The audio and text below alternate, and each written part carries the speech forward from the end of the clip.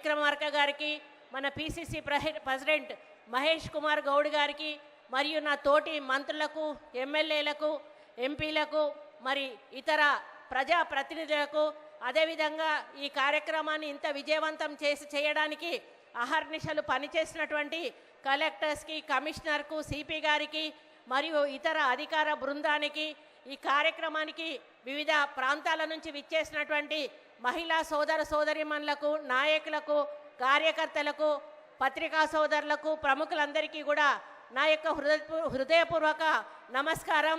మరి ఈరోజు నాకు ఏం మాట్లాడాలో అర్థం కావడం లేదు. ఎందుకంటే నేను 30 సంవత్సరాల నా రాజకీయ జీవితంలో చాలామంది ముఖ్యమంత్రులను చూశాను. అందులో ముఖ్యంగా నేను అందరికంటే అభిమానించేటువంటి నాయకుడు రాజశేఖర రెడ్డి గారు. రాజశేఖర రెడ్డి గారి తర్వాత అత్యంత అభిమానించే నాయకుడు ఎవరంటే రేవంత్ రెడ్డి గారు అని చెప్పి నేను మరి పబ్లిక్గా నేను చెప్తా ఉన్నాను. అయితే అన్ని ముఖ్యమంత్రుల మీటింగులు కూడా నేను అటెండ్ అవ్వడం జరిగింది. జనరల్గా ముఖ్యమంత్రులు ఒక మీటింగ్ పెట్టినప్పుడు ఆ మీటింగ్లో మాకు కావాల్సిన సమస్యలను చెప్పి, అన్న ఈ సమస్యలు ఉన్నాయి, ఇవి తీర్చండి, వచ్చేసారి మీరు వచ్చినప్పుడు ఈ సమస్యలకు పునాది వేయాలి అని చెప్పినటువంటి సందర్భాలు ఉన్నాయి. ఆ తర్వాత ముఖ్యమంత్రి గారు మరి అవి మంజూరు చేసి మళ్ళీ వచ్చి ఫౌండేషన్ వేసినటువంటి సందర్భాలు ఉన్నాయి. కానీ బీఆర్ఎస్ ప్రభుత్వంలో ఆ ముఖ్యమంత్రి దగ్గర కూడా నేను పనిచేశాను. మరి ఆయన ఇటువంటి మీటింగ్లలో వందల కొలది వాగ్దానాలు చేసేది, ఏది కూడా ఒక్క రూపాయి కూడా మంజూరు చేయలేదు. రాజశేఖర రెడ్డి గారు మాత్రం చెప్పిన ప్రతి పనిని కూడా చేసి మళ్ళీ ఆయన వచ్చి ఫౌండేషన్ వేసిన సందర్భాలు ఉన్నాయి. కానీ ఈ సభ, ఈరోజు జరుగుతున్న ఈ వరంగల్ సభ అందుకు భిన్నంగా చరిత్రలో నిలిచిపోయే విధంగా ఉంది అని చెప్పడానికి నేను చాలా గర్వపడతా ఉన్నాను.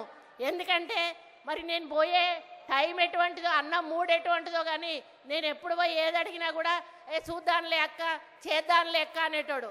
నేను ఊరికే అనుకునేదాన్ని, అయ్యో అన్న దగ్గరికి పోయి అడుగుతా ఉన్నా, అన్న ఏది అడిగినా కూడా చూద్దాంలే చేద్దాంలే అంటాడు. మరి ఇప్పటి వరకు ఒక అభివృద్ధి కార్యక్రమానికి మేము శ్రీకారం చుట్టలేదు. మరి ప్రజలకు మేము ఏ విధంగా సమాధానం చెప్పుకోవాలని పదే పదే నేను మదన పడతా ఉండేదాన్ని. కాకపోతే ఆయనతో ఎప్పుడు వెహికల్లో ఎక్కినప్పుడు కూడా ఆయన ఒకటే మాట చెప్పేవాడు, అక్క హైదరాబాదు మనం ఏమీ చెయ్యలేము, కానీ వరంగల్ నగరాన్ని మాత్రం మనం ఏ విధంగా అంటే ఆ విధంగా రూపుదిద్దుకునే అవకాశం ఉంది. కాబట్టి వరంగల్ని ఎన్ని ఫండ్స్ అయినా కూడా ఇచ్చి ఒక మంచి పట్టణంగా తీర్చిదిద్దడానికి మన వంతు సహాయం సహకారం తప్పకుండా ప్రభుత్వం నుంచి ఉంటుంది.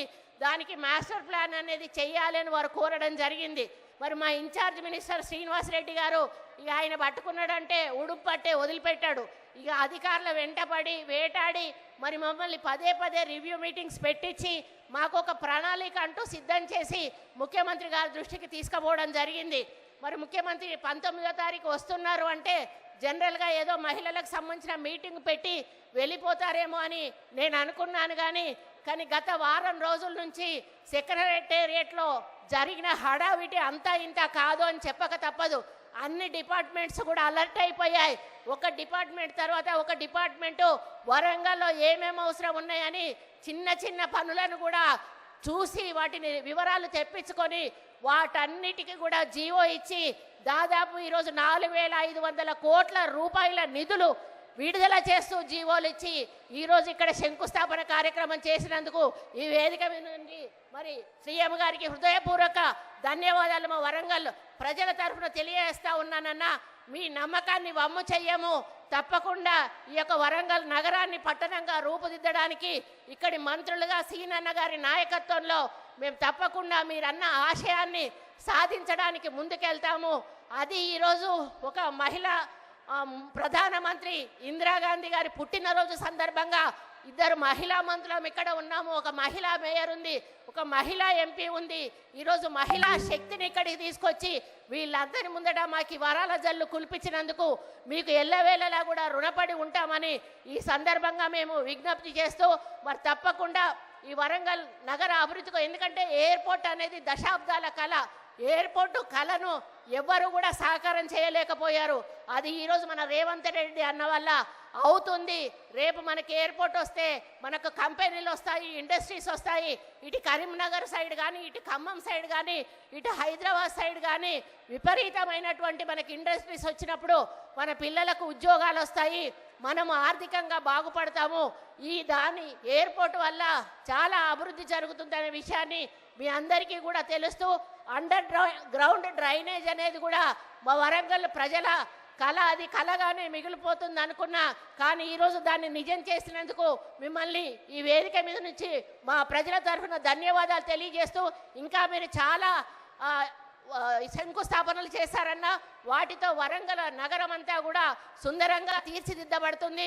వాటన్నిటిని కూడా దగ్గరుండి నాణ్యమైన పనులతో అవినీతి జరగకుండా ముందుకు తీసుకుపోయే విధంగా అధికారులతో మేము కమ్యూనికేట్ చేసుకొని మా ఇన్ఛార్జ్ మినిస్టర్ గారి నాయకత్వంలో తీసుకెళ్తామని తెలియజేసుకుంటూ, ఇదే ఆదరణ, ఇదే ఆప్యాయత, ఇదే ప్రేమ మా మీద ఎప్పుడు ఉండాలని, మమ్మల్ని ఆశీర్వదిస్తూనే ఉండాలని కోరుకుంటూ, మళ్ళీ మీకు మరి నిధులు విడుదల చేసినందుకు మా బట్టన్నకు పాపం బట్టన్న వెనకాల పడతా ఉంటా, అన్న ఒక రూపాయి కూడా ఇవ్వని, పాపం బట్టన్న కూడా ఈరోజు 4,500 కోట్ల రూపాయలు విడుదల చేసినందుకు వారికి కూడా వేదిక మీద నుంచి ప్రత్యేక ధన్యవాదాలు తెలియజేస్తూ మరి సెలవు తీసుకుంటా ఉన్నాను.